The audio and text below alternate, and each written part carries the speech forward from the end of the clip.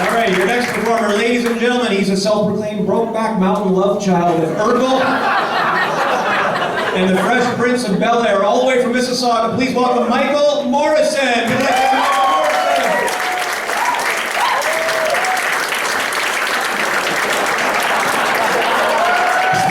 luck, Michael Morrison. Steve Levine. Let's give it up for this weird way of supporting affirmative action in Canadian comedy. So, before I get started, I'd just like to say, let's give a nice warm round of applause for summer 2011. I think some of you will agree that, you know, this summer has been a lot different than a lot of other summers. I don't know about you guys, but I've never actually been in a situation where the weatherman was wrong and I was okay with it. The other thing that I found as well is that, ladies, I have to say, you guys really stepped it up in the attire department. Yes, absolutely. I love the way that some of you guys embraced summer 2011. It almost made girls an acronym that stood for G. I really love summer. A little bit about myself. I hail from a place called Mississauga, which for some of you that may not know is about 30 minutes west of here. And Mississauga is really known for a couple of key things. Number one, it's evening establishments. Gentlemen, otherwise known as strip joints. and in my opinion, having the oldest mayor on the face of the planet running this city. That's right, hey, everybody. Okay, so for some of you that don't know a lady by the name of Hazel McCalligan, let me give you a little verbal visual. Think of Cleopatra's sister, only she survived to this very day.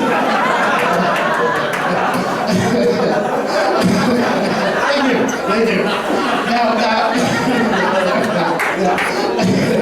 Now, as you guys can probably tell, I'd like to say that I'm not your typical black guy. I'm what I'd like to say a first-generation Canadian. Unlike our lovely host here in his statement of me being a Brokeback Mountain love child of fictitious TV characters, no. I'd like to say that personally, I'm I'm 100% Canadian, Jamaican vintage. Thank you. But I really love the handle that my wife gives me, which is the Oreo from Ontario. Thank you. Now hang on. That's because she says I've got those good, wholesome Canadian characteristics on the inside, wrapped up with the right Caribbean compliments on the outside.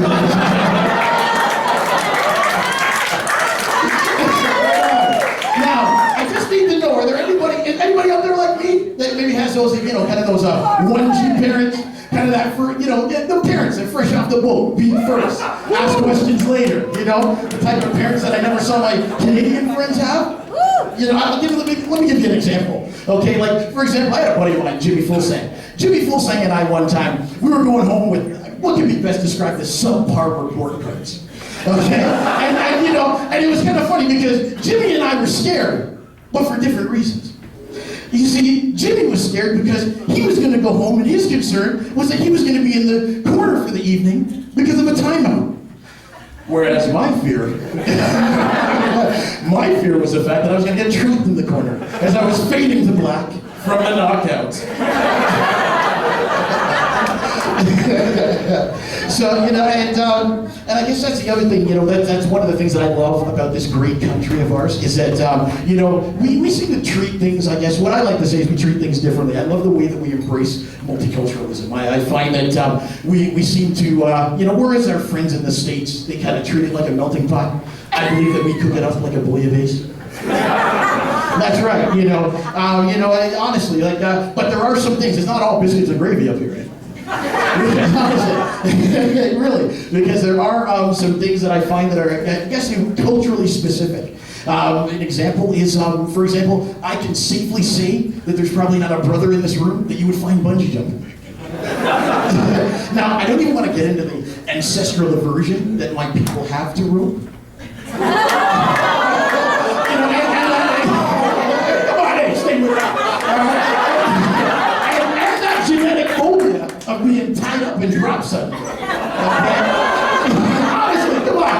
Hey, even the X Games, man, the only black guy I've seen on X Games is a commentator. You know, seriously, what white people call extreme sports, black people call the brush with death. You know, or AKA a lynching malfunction. So, now, as you know, I was saying earlier, I'm a bit of a homemaker. My actual job outside of this is homemaker. And really, it's a nice way of saying I'm a stay-at-home mom. That's because my wife took my balls, stuffed them in a jar, and hid them in the cupboard. But, you know, and the other thing is I'm about to, before I leave, because I got to go pick up the kids from the babysitters, I'll leave you guys with a little what's called take-home humor. Hopefully you can repeat this to your friends. Guy and his girl are in a hot, heavy 69 session. So, hang on, stay with me. And as they finish up, Guy realizes that he's got an appointment, with the dentist. So a little bit freaked out, Guy goes in, brushes his teeth a couple of times, downs about half a bottle of Scope, and then drives off to the dentist's office. Before he goes in, takes a couple of Tic Tacs, confidently walks into the dentist's office, sits down, and prepares himself for the procedure. Dentist stands up, goes over him, he's about to start the procedure, he backs up, he goes, hey man, have you been involved in any sexual activity today? Shocked! Okay, shocked! The guy sits up, turns around, looks at him, he goes, hey man, is it on my breath? The dentist goes, no, your forehead smells like shit.